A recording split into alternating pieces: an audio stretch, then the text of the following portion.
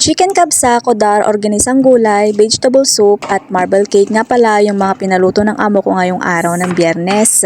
Araw ng Biyernes ngayong araw mga kabsat at yung mga amo ko ay hindi pumunta sa mama house kaya naman daw dito na lang daw sila kakain sa bahay niya kaya naman ito yung mga niluto ko ngayong araw. At yung una ko palang inasikaso dito mga kabsat ay yung para sa chicken kabsa na request ni amo. Nagisa lamang ko dito ng sibuyas, nilagyan ko ng bay leaves, pamintang buo, cardamom, cloves o mismar, cinnamon wood at coriander na buo. Yung isang buong manok nga pala mga kabsat ay hinati ko lang ng 4 na piraso. Depende din kung anong gusto nyong hati mga kabsat, pwede ding buo. At nilagyan ko na nga rin pala ng tubig para naman pakukulaan ko to ng 45 minutes hanggang sa lumambot yung manok.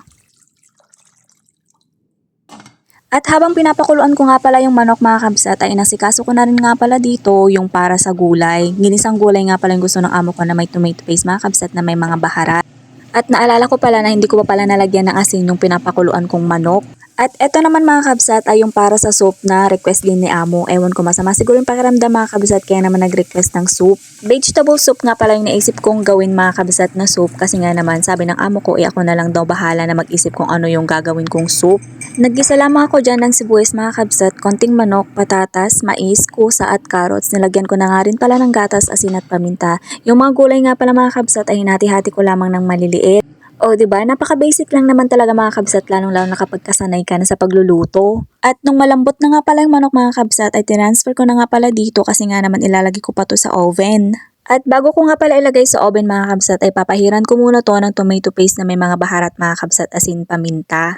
At tatakpan ko nga pala muna to ng foil mga kabsat at ibibake ko siya ng 20 minutes. Nagprito na nga rin pala ako dito ng sibuyas mga kabsat para sa pang toppings. Ito na nga rin pala yung shurba or soup. At yung pinagpakuluan ko nga pala ng manok mga kabsat ay hindi ko nga pala tinapon kasi nga naman dito ko iluluto yung bigas.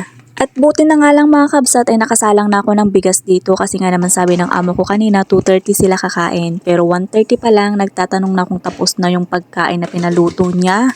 Naglagay na nga rin pala ako dito ng zafaran mga kabsat para may kulay yung kanin. Bale sinalin ko na nga rin pala yung ginisang gulay at saka yung soup mga kabsat sa hafida. Napawaw talaga ako sa kanin mga kabsat kasi nga naman ang haba talaga mga kabsat. Napaka-perfect ng pagkakaluto. At nung naluto na yung kanin mga kabsat, ayan tinransfer ko na nga rin pala dito sa hafida. Hafida nga pala yung tawag dito mga kabsat kasi kapag nilagay mo yung pagkain dito, hindi agad lalamig.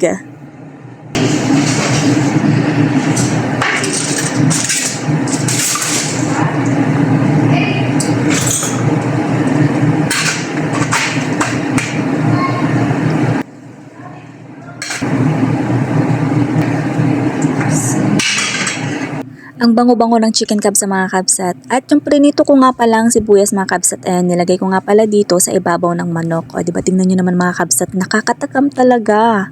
So yun lang for today's video mga kabsat. Thank you so much. Bye!